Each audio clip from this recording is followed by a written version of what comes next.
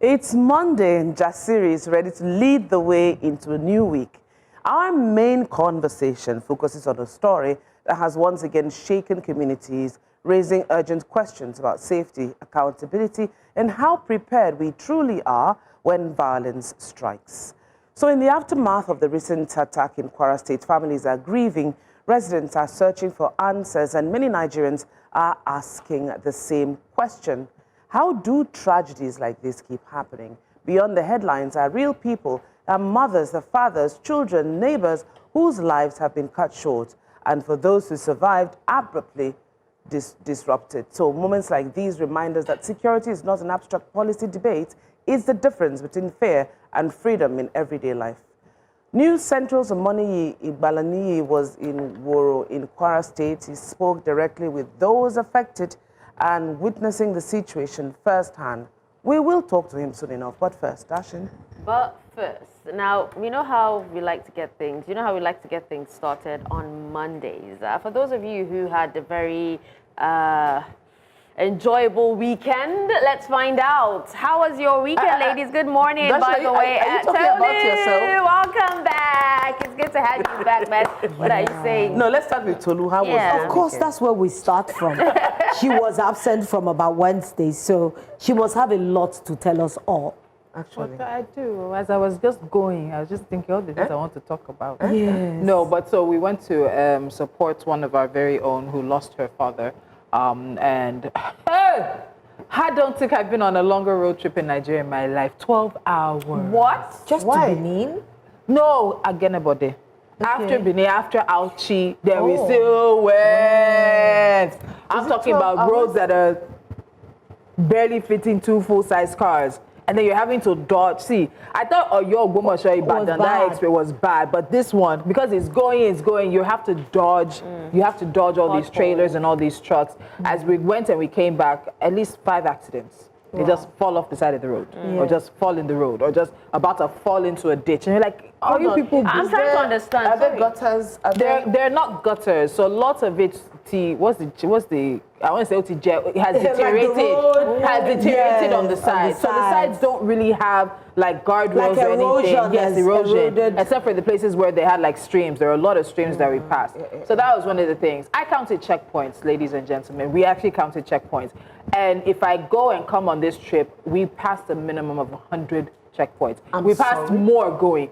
I got up to about 60-something when we were going. And the guys told me that I missed some because I slept. I sleep on trips. So I slept. So isn't that another reason why the traffic, was you're slow? stopping. And then they're not talking about just checkpoints. They put logs of wood, so you're doing like you're doing a maze. I see, back and forth on this trip, at minimum 100 checkpoints. So you had customs, you had military, you had police, you had internal state security, I think it was as well. You had everybody, you had different uniforms. It's not the border, it's not the border. So towards that side, yeah, it is. So towards that end of Edo, countries. I'm trying to understand. Tolu, did you travel? 12 hours? Did you drive from Lagos to Benin or to the village, or did you fly to Benin and then from Lagos? We took off from this compound. Wonder. How many hours? I said 12. You said 12 hours? Going and coming? No, just I know it would have been lesser if you had flown to Benin and then. Why is not the in the cars? journey? Were plenty. So lose Wait, status. I'm not done. Stop it. Why do you want to tell on me? I know. You can see my hands. I went to, you know now. I can't go and not do that in Agenebode? They do it in the village. Yeah, So they do. a lot of people think where you did it. A lot of people think it's a fully northern thing, but there are villages that it's quite normal for them to do Lali. It's more cultural than it is religious for them. But so we got there, then we went to the river. So we were able to see some of the streams that flow into River Niger. Across from us was Benue. Across from us was Kogi. So you're in that area, and I was just thinking to myself, why is there no bridge? Like when you're passing some of these villages, you just think about the life that is there. There's nothing happening in many of them. Yeah. You saw the video I passed of the plantain. Yeah. A lot of that plantain won't make it to markets. There's barely any logistics and haulage. There's no cold storage. There are no silos along the way. We are wasting food. As much as they can sell, they will sell. The rest of it will just rotten. There. In the middle of all this, we now hit not an estate. I'm very sure it's one man. Just white. Do you know what this guy had? oh God, 5. You know all these pitches that they do, like they just play 5 on 5. Yeah. In the middle, I'm sorry, I said in the middle of nowhere. He had a clean, new like pitch. a stadium. Like a mini stadium. Dedicated to Arsenal. That's even why I saw it, because I saw the Arsenal gun something. Yeah, it's in the something we can do. middle of nowhere. And I just see his white fence. I'm like, this is outside of Auchi, on the way to Agenebode. Like, it literally in the middle of nowhere. And I think to myself, how? At the end, I just want to say, we're not doing... Governments, whether it's local, it's state, it's federal, we are just... guys. There's nothing in the villages. Except from farming, there's That's why a lot nothing of in the people from villages. the villages, many people are always trickling back to the urban cities. centers. Because the cities, like you said, there's nothing in the village. Nothing. Yeah, I told you, I There's say it barely when I go lights. to Oyo. Yeah. I tell you when I go to Oyo, I'm wondering that this city is not cheap. Because there is nothing they're really doing. It's a slow city. Yeah. That means they don't wake up early. You can't wake up at 8 and you find people commuting on the road. The road will be like, you feel like as a if ghost town. It's 6 o'clock. And I'm wondering that, can there not be more civilization? All these villages, all these interstates, they can actually accommodate manufacturing companies where people can actually migrate to, develop the town, and be able to earn. Yeah. So But that what the are the concentration of the cities can reduce. But what is the incentive for these manufacturing or whatever it is may be to go further outside of the city? And then when you get there, I can understand why kidnappings are news, because you're just going. There is time you're just going. It's just bush. It is just bush. You're just going. There's nothing. There's no one. You hit a small village. Within 7 minutes, you're out of the village again, and that's it. That's what goes for miles and miles, hundreds and thousands of miles. See, this is a conversation that should be had on a larger scale, on a grander scale, because it's not all about, we sit on this table and Tolu always says, it's not all about deflecting blame to the federal government. What happens to the state? What happens to local government as well? These people are also responsible. They are people who vote them. So imagine in those villages, they don't have, there's no need to worry, because you know that you'll be elected, as in, there's no need to worry. This thing of not being accountable, this country needs accountability. I don't know how we can get it, but we need accountable leaders. These communities we're talking about, they have local government leaders, they have local government chairmen, they have a governor. I wonder when somebody is a governor of the state, and in 4 years, there is nothing you would say you did for your city or your state that stands out, that cannot be forgotten. No, it becomes normal. Can use years. You build Anybody that wants to it talk becomes about somewhere normal. like Ekpe, I know Amosu can beat his chest to say that the road to Ekpe, I did it. And he's serving the people. We really need to be more accountable. All these allocations they are getting from federal government, left, right, and center, where is it going? But so, you know, when you talk about accountable leaders, it's an equation. There has to be accountable followership. We don't feel, I don't think Nigerians feel sometimes that they have a role to play in an accountability it's a matter of thinking. equation. They do not feel that they have a role. Dakshin, sorry to interrupt you, because we have accepted the fact that, what is it? Once we demand for accountability, nothing happens. Let me face my own front. Therefore, we become little pockets of government onto ourselves. Dakshin, sorry. You know, it just reminds me, you talked about the road leading to Edo State. And I think the last time I was in Edo State that I went by road was in 2010. Yes. 2010. And the roads have been like that all these years. There's so much that is said to have been done on the roads, but there's so little that has been done that on it's not enough. road. So you'll see places where there are patches of, oh, this was done maybe last year or recently. Then you'll see the places where everything was left. I even forgot to tell you, the checkpoints were so close that some of the officers, they can wave at each other. Or they can shout and they'll hear each other. Why are your checkpoints so close? Still, the rate of insecurity has actually That's what I'm saying. I said all the people that you deploy to inside the villages, inside the places that are on the roads. They are on the road doing what? And for Let the me most tell part, you what they're doing. You have to pay them. Let me tell you what they're doing. Imagine the number of people. As we're passing, we saw an NYSC corporate that had been stopped at a checkpoint. So, of course, you know our MD, he got down, he was strolling towards, we're all coming. They first of all shouted that they don't want to see anybody else here. That one, put your phones away, everybody else should stay. So he got close to where the corporal was. They had torn the corporal's, uniform, his trousers, a guy. And he had told them, we could hear him, I don't have anything, search my car. They had been there with this guy. So their story was that they stopped him at a checkpoint before that, and the car was tinted, and told him that by the time he's coming back next time, he should have a tint permit. Hello, is that not been suspended? So is it not getting to them? They don't get the information. So apparently they're saying he came back another time, he did not have the tint permit. That's why you pull him over, you have manhandled them. So as we stopped, we were there for like 15 minutes. Guess who joins? Military, army. Remember that the NYC is under the army. Yeah. That's how they just pull over. Where we're all standing, we're like, it's not the day for these police officers. Honestly. Because the army guy, the guy who seemed to be the leader of that, because I will say there were army patrols. You could see army patrols. I saw at least 3 of them. Yeah. He got into the clinic. He was so upset as to how they had manhandled him and everything. We were there for about 45 minutes before they had an agreement and they let him go. We even know his name, Emmanuel. They told him, get in his car and go. And so he went. And so when we come and ask, they're just saying that there's something about temperaments, that he was rude, but the fact that you manhandled him, the fact that you stopped him in the middle of nowhere, we were talking the fact that he could have been set up. The fact that he disappeared. I was telling somebody that it was the prayers of his mother and his father that the fact that you're wearing a uniform, you were even supposed to protect him. The fact that he was wearing a uniform, remember, he's serving your country. Maybe what do you have for us? So that it was about what do you have for us. It was a very big issue. Yeah, it wasn't about a tint permit. It's about what do you have for us. If that young lad had said, remove 5K and don't drop for them. Imagine the amount that these commercial vehicles would have to keep aside.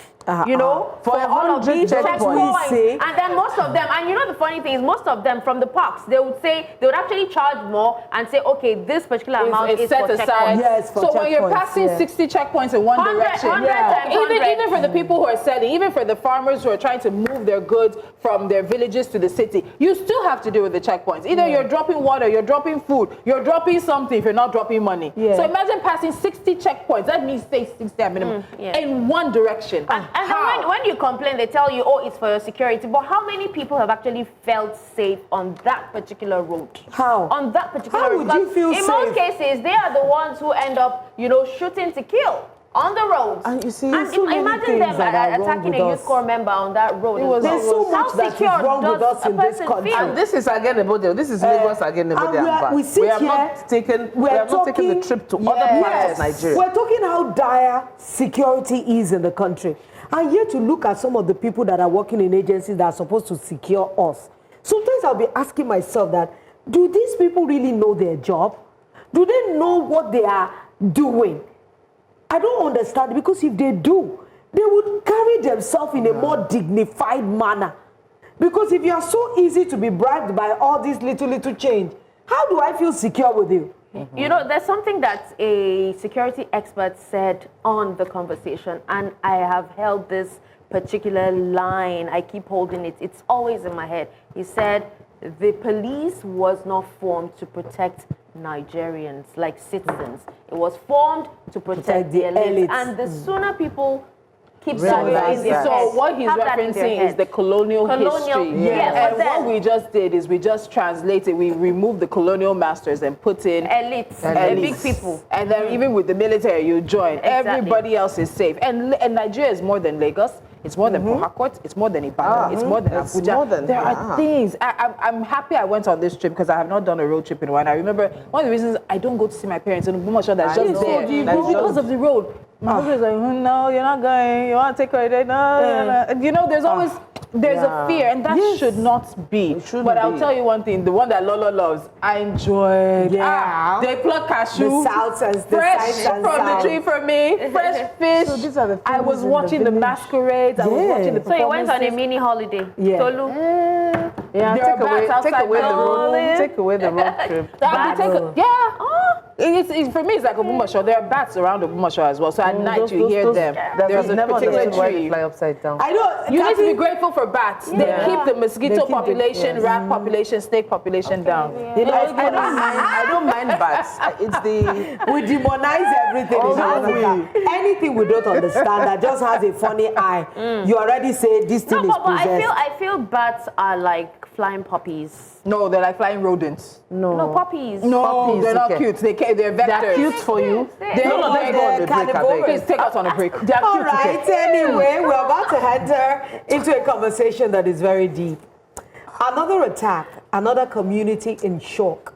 Unfamiliar questions about security and prevention still prevails. After the break, News Central's Omoniyi Igbalaniyi joins us to share first-hand accounts of what happened in Woro and Nuku villages on a night that was filled with terror. Stay with us. This conversation is coming. So Nigeria is once again confronting the painful reality of insecurity. This time after a devastating attack in Kwara State that has shocked the nation and raised urgent questions about safety in communities many once considered relatively peaceful. Armed terrorists stormed the villages of Woro and Nuku, killing more than 160 people in one of the deadliest assaults the country has seen this year. It's sad to say that the year is still young. Homes were burnt, families torn apart, and survivors left grappling with unimaginable loss. Authorities say the attacks were extremist fighters who targeted residents after they rejected a radical ideology and demands linked to Sharia law. A chilling reminder that violent groups are expanding their reach into new areas. For years, Nigeria's security crises have often been associated with the Northwest, but experts now warn that states like Kwara are becoming growing hotspots as terrorist groups shift territories. Joining us now is News Central correspondent Omoniyi Igbalaniyi, who spent some days in Woro and Nuku, speaking to those left behind to mourn and ask if the Nigerian state truly values their lives. Ni, thank you for joining us. Good morning. Good morning. Thank you for having me. All right, Ni, so even as we're having this conversation about the attacks that happened last week, Tuesday, there are reports that a fresh terrorist attack in Koro community in Ekiti local government area of Kwara State has left one person dead. You just returned from Kwara, Ni, last night. So can you tell us what you saw when you first arrived in Woro and Nuku communities? Like, what was the atmosphere? What was the ambience like? Well, I'd first like to start this way. Since I've been to Woro community, I could barely sleep. Most times my eyes were wide awake till 5 a.m. Since the day I got there till today. That's when I start having a bit of sleep. That just paints you some the kind of picture of what the people who were there when their family members were slaughtered, burnt, killed, shot at, some that were with their husbands, wives, and all of a sudden in seconds they either see them in a pool of their own blood or taken away and they don't know where they are. And now they're just there looking and wondering what next. So if I can't sleep, I was not there, I didn't see cops, I only saw dry blood. At the time I got there, they had cleared out the cops. Imagine what those people are feeling. And according to information we got even before we got to Woro community, because we were misled from Ilorin to Kayama, which is the local government of that particular community, is about 5 hours. Now there's a road called Gegage. That road is the other road as against the normal road, which is Kishi, pass to Kayama local government. It was like a 5-hour journey. We didn't even know where we were. There was no network, no connection. We were just driving. We just noticed we're the only one on the road. What's going on? It's all desert. If you see a community, maybe you just see about 5, 6 huts at a particular place, and you have to drive over the next 1 hour before you see another community. All desert, roadblocks. We had to go and pass the streams, water, a lot of places. And when we burst into Kayama local government, the first military checkpoints we got to just entering into, we were like, where? Are we coming from this side? They said, yes, we're coming from this side. They said, you're coming from this place? You didn't pass Kishi? We said, yes, that's where we passed. They said, on Sunday, go to church and do Thanksgiving. We're asking him, why are you saying that? Until we met the Brigadier General, because we have spoken with the Brigadier General in charge of Kwara before then, that we will need protection from Kayama to Woro community, which is about 2 hours or 1 hour 40 minutes on its own. And when we met with the Brigadier General at Kayama after waiting there for about 2 hours, and he was asking us, where did we pass? We said we couldn't pass Kishi because we're misdirected, we passed Gegeji. And I was like, even he does not send, even military officers don't, they hardly want to pass there. That's how dangerous that road was. And now talking about from Kayama local government to Woro community itself, which is, Woro is under the Kayama local government. It's about 2 hours away from that local government. The roads are bad. The communities are far away from each other. So I'm looking at if there's going to be any intervention whatsoever, if they call on police or if they call on military, I'm trying to recollect the nearest police station. I'm trying to recollect the nearest military personnel that could get there in due time to actually do something about it. But that is not excusable. Let's talk about Tuesday. Tuesday was the day they would never forget. According to eyewitnesses, the attack started about 5 a.m. They said they came in gun blazing in army uniform, most of them. Came in on bikes, almost about 200 of them, according to eyewitnesses, came in with guns, 3 twos on the bike, started shooting. Immediately they see you're a guy, you're the first person they're shooting down. They were not shooting the women and children at first, they just kept shooting. For those who they met in their homes, some that were in their homes, they locked them up and set the place on fire. They brought about 70-something of them, laid them at a particular spot and started slaughtering them on the go. The rest that were trying to escape, that were trying to get into the apartments, they were shooting, making sure that they are gone down, double checking with a double shot, just to make sure that they are dead. Now, that was the scene. The village head only managed to escape. He was in the community, but not in his house. It was the first place, one of the first places they went to. He went straight to his home, set it on fire, shot one of his sons, took one of his daughter and wife out immediately, set the whole place on fire, bag of rice, bag of cement, bag of beans, grains, everything on fire. I can tell you categorically that when we got there, I thought I've seen what the description of a ghost town is in Hollywood movies, but getting there, no, that was just too much to handle. You would see people's animals. You know how much the Northerners, because it's a mixed, the place is dominated by a mixed culture of Yoruba and Hausa normally, and you will see, you know how much they love their cattle and the animals. But you see all these animals unattended to. That gives you a call for concern, and a whole lot more is happening. You've actually said quite a bit. I'm trying to take, all of that in because it is quite disturbing and very, very worrisome. But what have survivors actually told you about how the attack unfolded? I know you did say that, the men were shot first, almost all the men were killed and they went for the village head and all that. Because reports also suggest that, the assault lasted several hours. Where were security forces during this time? Aside, the fact that the roads are bad, and it might be difficult for them to actually get there on time. But where were they at that time? 2 hours. Well, if I'm to do a time calculation estimate, according to the eyewitness, they said the attack started about 5 and lasted till about 2 a.m. So 5 to 10 will be about 5 hours. Then to 2 a.m., that's about 7 hours of operation. Now, according to them, they mentioned that the military got there at 4 a.m.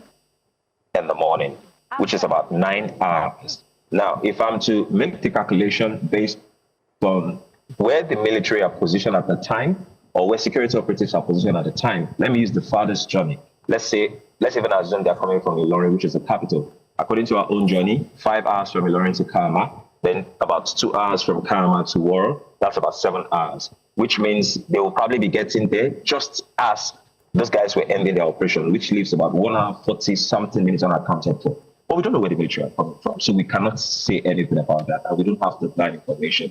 But that is one of the questions that the people are asking, that how come it took so long for them to get intervention? Noting that these guys already sent in the letter. This bandit sent in a letter a month ahead saying they are coming to preach. That's the quote. They are coming to preach. And immediately, because I was inquisitive when the village head mentioned this, because we had an interview with him. I asked him that, how did the bandits send you a letter? And he had to explain. He said they kidnapped one of their residents at Woro, beat him to a pulp, and told him if he does not deliver the letter, they are going to kill his family. Now, he brought it to the village head. The village head took a soft copy of it, and according to the village head, it transferred to appropriate quarters, such as the DSS, such as authorities he could think of. Now, days later, when I saw the Waziri, and I saw the Waziri of Kama, which is local government that borders the Woro community, and also the federal lawmaker representing Baratin and Kama, the first question I asked him was, do you know of any letter? And he outrightly said no. So my question is, who got the letter? Who saw the letter? How come nothing was done about the letter over a month ago? Because it's not only Woro community, according to information we got on the ground, that got a letter. Yeah. Other communities got letters. But they tried getting into some of those communities, and according to what we heard on the ground, those ones, some of them stood up for themselves, and they tried to repel them. I don't know, I can't say if the same amount of bandits that attacked Woro was the same amount of bandits that attacked those places. But of course, we know that Nuku was part of the place they attacked, but not this much devastation. Just, I think, a few dead people. We couldn't confirm numbers. But Woro was the most hit. So the question was, what happened to the information? What did they do about the information? We tried as much as possible to get to speak to the governor. We called the CPS that we would like to have an interview with the governor, but I said the governor has spoken enough. The governor has done interviews, and the governor will be able to speak on it. We were quite concerned that why can't the governor speak on it? Even if he has spoken before, we had peculiar questions we wanted to ask him. We also asked, again, the CPS, can we speak to the commissioner for information? And he said no. Okay. So there's nothing we can do. We just started speaking with people, authorities that we can get. In fact, I heard yesterday a senator representing the area also visited Woro community. And also before we left yesterday, we saw the Red Cross coming in to Kama and trying to head to Woro community to distribute relief material. And we also had UNICEF is also in the works trying to do that. But the deed has been done. People are dead. Lives are lost. At least at the grave site for Muslims alone, the locals said they had about 130 people buried there. It's a mass burial site. And for the Christian side, they had over, I think, 28. And that was one of the things. Don't get me wrong, it's not like I'm not concerned for the Muslim. When we got there, the federal lawmaker did the prayers, called someone to do the prayers for the Muslim. Now when we got to the Christian part, there were Christians around, and they called me because I was the only Christian around. I said the last prayers. So you can imagine how that made me feel. So I said the last prayers for the Christians, and I was there over the grave and saying, praying for the souls of the party that I could not fathom it. It's a whole lot to take in. There's a follow-up question, because we did also want to ask you about the death toll. But in terms of the number of injured, and then were any members of the communities kidnapped? We haven't heard any details about that. The focus has been on those who lost their lives. But can you clear that up for us? What do we know about the number of those injured, and if any of the community residents were kidnapped in the course of these attacks? Yes, the village had confirmed that there are a lot of, even his own wife and child is still has been kidnapped, and he doesn't know where they are at the time. I wanted to use the word collation is going on, but I think it's going to be insensitive. The locals are still trying to identify and collate. So, as I said, some were burnt, so they can't identify them, but they're just trying to get up lists of people that leave families and accounts for those who are missing and those who are there. But yes, they could confirm, at least the villager confirmed, that his own wife and child is missing. About 2 people also confirmed that 2 of their sons were taken. 1 person confirmed that her husband wasn't shot, but was also taken. So yes, there were a lot of people that were kidnapped, but we don't know currently how many. We don't know where they are. We don't know what the plans are to get them back. I asked the Brigadier General if we have air surveillance in the place, and he mentioned that yes, there's air surveillance in the place, but how effective, what the plans are to retrieve those kidnapped residents, for now, they don't know. But they can assure that they are sure that they're intensifying security and lives that are currently there.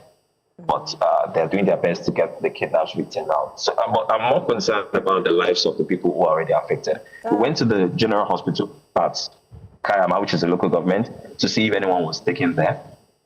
They mentioned that most of the injured people have been taken to Ilorin General Hospital, which is the capital, which is about 5 hours away. The one person that was admitted there that was injured, they said he was shot in his arm.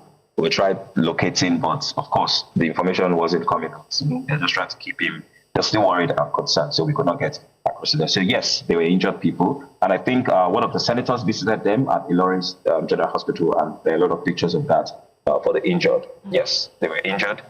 They were injured people, and of course, there were people that were kidnapped. For now, most of the children that are from that community, the ones that are alive, have nowhere to go. They just stay in Kayama, staying with their parents, education altered. In fact, the primary school they would usually attend for academics is now the makeshift camp for military officers and police, not only in Woro community, but in 2-3 other communities before you get to Woro. So for now, academics is stopped for all those community and not talk of security. People just come there during the day, pack what they can pack, their belongings, and move out. And now we have more of the population of those people in Kayama, which is the local government. Ni, we're looking at some of these footages, and I can assure you it is devastation everywhere. What level of destruction did you witness? Because we're talking about homes, schools, livelihoods. You know, the footage that we're seeing on our screen is really devastating. It's telling a very horror story. Please, can you give us a little more information about the devastation that you witnessed in the community? And that, you know, for those living in urban area, the stand. I said sorry, that is beyond. I didn't get that. I said beyond people's lives that were cut short. Yeah. For those living in urban areas, what you count as standard of living or your day-to-day need will be different from what they have in the rural area. Like, you know, you have access to your phone, power, electricity, modern facilities, malls, play parks, and a whole lot of things. It's different from the rural areas. So I'm going to speak based on that. The basics are what they would have. Yeah, school. Yeah, one in that community that I could see. Did I see power? No, I'm not sure I saw power. Did I see facilities and warehouses? Yes. They had about 2 major warehouses that comes bags of cement, because the people in Kayama generally flowing into Woro are known for business. They do a lot of business. So bags of cement, bags of medical supplies that caters to not only that village, but about 4 to 5 other conjoining villages. Warehouse of medical supplies, warehouse of bags of rice, grains for sale, a warehouse of, I saw a lot of grinding machines, a lot of freezers, which means they do in all this buying and selling as well. Now, all those things that we say is what they used to earn a living. Bonds. When I mean bonds, in a particular shop, I'm not exaggerating, I counted at least 1, 2, 3, 4, that's about 6 grinding machines in a particular shop, bonds. In front of a particular place, I saw about 4, maybe 3 to 4 deep freezers, bond. Motorcycles, which is the easiest means of transportation there, bond. So even if those people come back there, there's nothing to live for. There's nothing to hold on to anymore. The basics are no more there for them. The shelter is gone. The means of livelihood is gone. The trading is gone. The school, no access to the school anymore. The peace is gone. Kayama means rest. The rest is gone. So what exactly would be what anyone should look out for, or what anyone should come back there to count as hope? Someone asked me, what would be the hope of these people?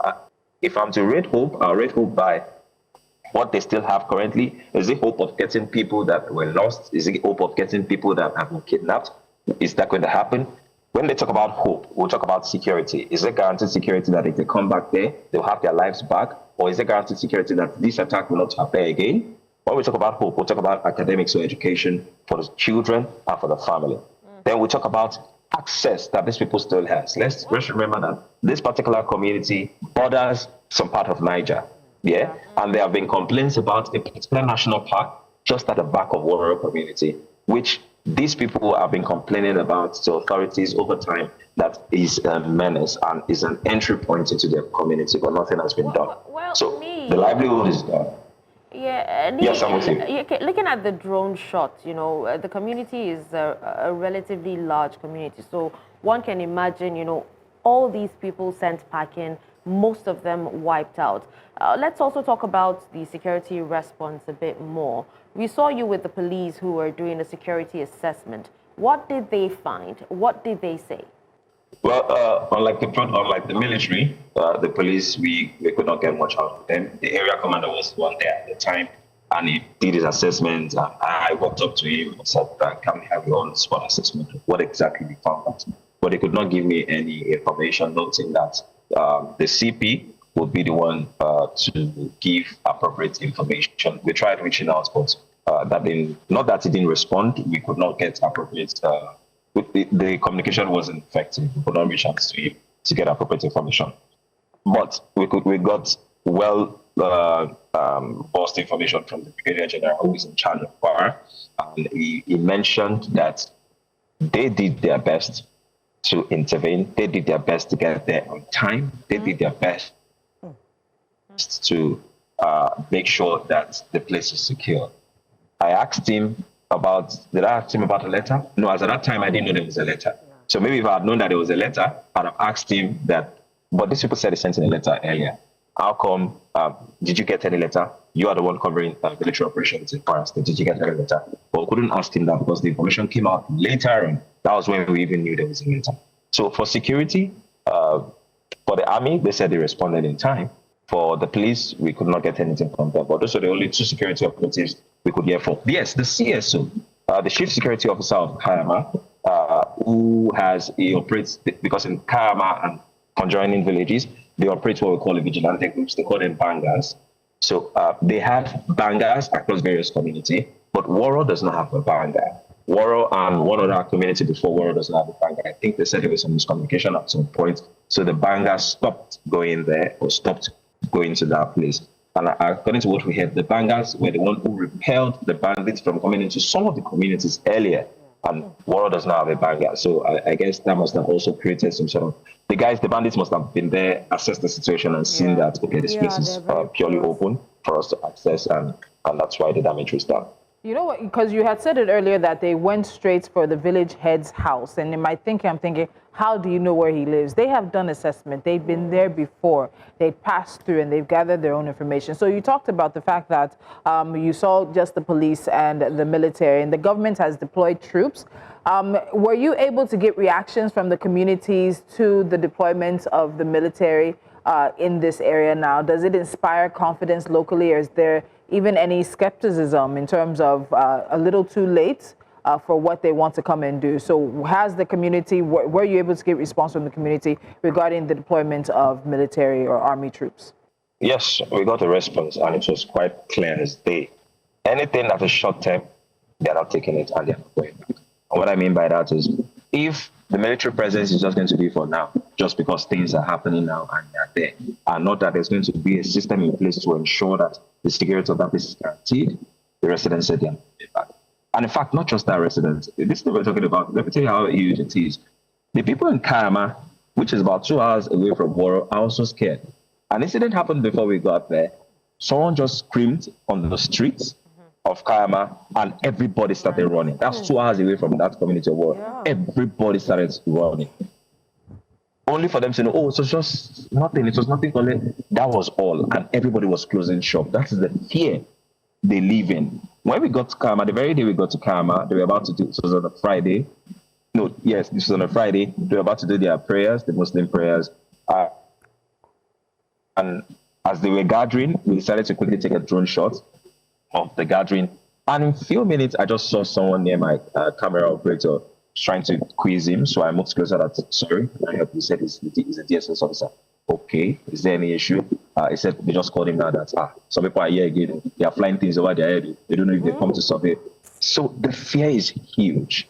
The fear is there, not just for the affected communities, but for other communities and even local government areas across that particular place. So for the Woro residents, the only thing that can make them stay back, the only thing that can make them reconsider going back there is if security will be guaranteed on a long term and not just for now. Yeah. Okay, so there was some recent back and forth regarding where the Vice President of Nigeria visited the affected communities. But, let's hear from you. What can you tell us about the VP's visit? Well, New Central will never make such a mistake of quoting the wrong place because we were there, we saw it live, and we certainly give accurate information.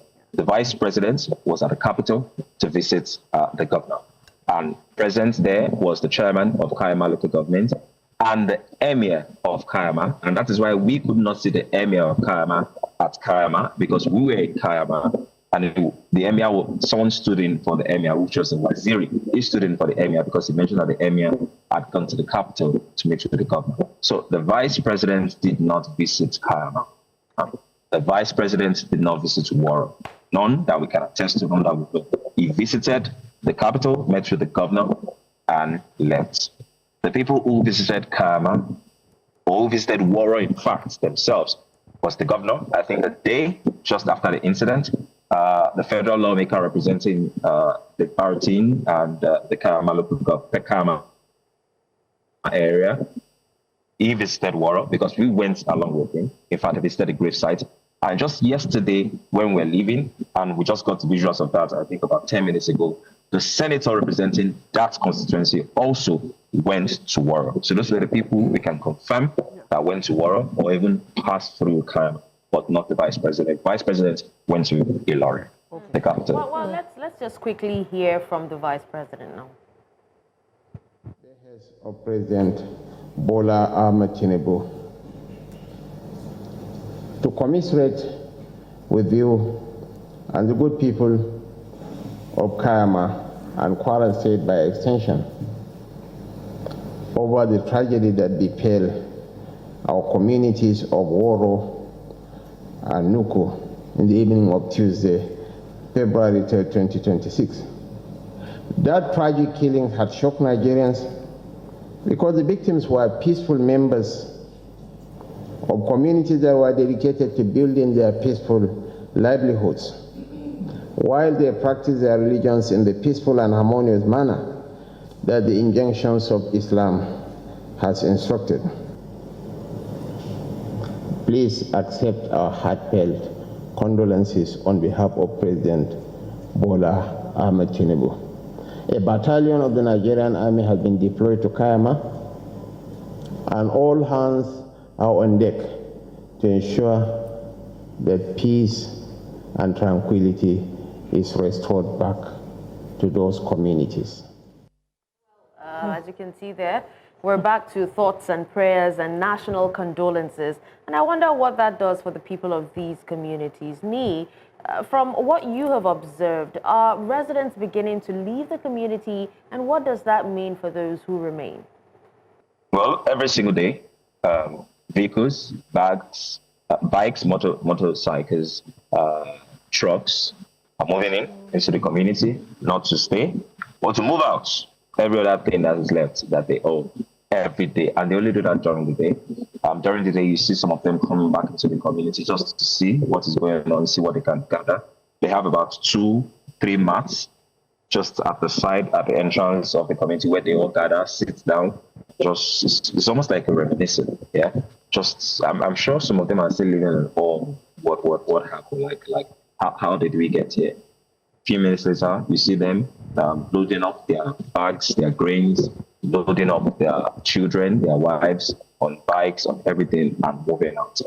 Every time we visited Woro, we always see trucks moving out. In fact, yeah, I forgot to add this. Moving into Woro, there's a truck that has been burning since on Tuesday, the attack, till even Saturday morning, smoke was still billowing from the truck. Now, on the ground information tells us that the truck was, an IED was planted under the bomb, under the truck. An IED is some sort of improvised explosive device, was planted under the truck and exploded. Now, the truck was coming into the community and just still burning till we got there. So that's how prepared the bandits were, because we got that information from the military officer that was trying to speak off camera. Till now, people just come in there, pack their things and leave. The ones who come there just to stay and reminisce and look at what they have lost, once it's getting dark or it's getting towards night, they're out again. They don't want to rest their head in that community. All right. Wow. What a way to start a Monday. Nee, We'll leave the conversation at that. I know we'll continue to follow up very closely with this, but thank you for taking us behind the headlines of this story. It is unfortunate that we are mourning with the people of Woro and Nuku communities, and as we did that, as Catherine said in the beginning, there's been another attack in another community in Kwara State. One person is now dead, and that's just less than a week after the attacks in Woro and Nuku communities. But thank you so much, Nii. I know there'll be further conversations, and I know you'll be in touch with the community members, so we'll have updates later on. Thank you. Thank you for having me. Yeah. It's heavy. I don't know. You know, when we started this conversation, I said, is it a pattern for us that unknowingly we take really heavy stories on Mondays? Because if you take a look at it, we Mondays have a way, and then when we start heavy, it's almost, it bleeds into follows the rest you of the week. to the end of the week. And so sometimes you're just not ready for this kind of weight to start your week. I know that I'm not. Because Ani is saying they're moving, packing their things and leaving. They're leaving to where? What's to say that where they're going to is any safer? Is any safer? Is any safer? And I just don't understand the kind of leaders we have. This is not the first time. There was one last year as well. Remember that the president turned back when he was going to visit Yelwata. Didn't make it there. Then there was another one in which they just rolled out the red carpet. I think it was the vice president as well. And they did photo shoots and photo op. And in the midst of people who are mourning the deaths of their loved ones, people that were just executed on the road, children who were trapped in homes and burnt alive with their family members. You're in Ilorin. You're in the capital. So even you, are you too afraid to hit the roads in Nigeria? You can't even get to the community. This is not the end of this. It's not the end of this conversation, unfortunately. It's becoming, it's very alarming. We can hardly talk because I'm wondering what kind of conversation we that you want to have beyond Yelwata, beyond all that has been happening since last year.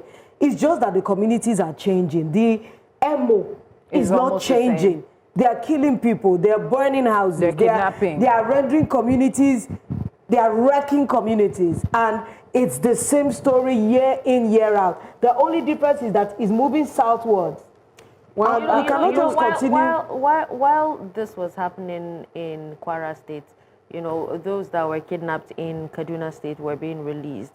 I wonder if the idea was to make light of what was happening in Kwara State. But what happened in Kwara State is really, really atrocious, I must actually say. And something seriously needs to be done. Honestly, Tolu, they're pushing Nigerians. You're watching Nigerians be pushed to the edge of the cliff. And when Nigerians turn around. One day. Every day is for the thief. One day for the owner.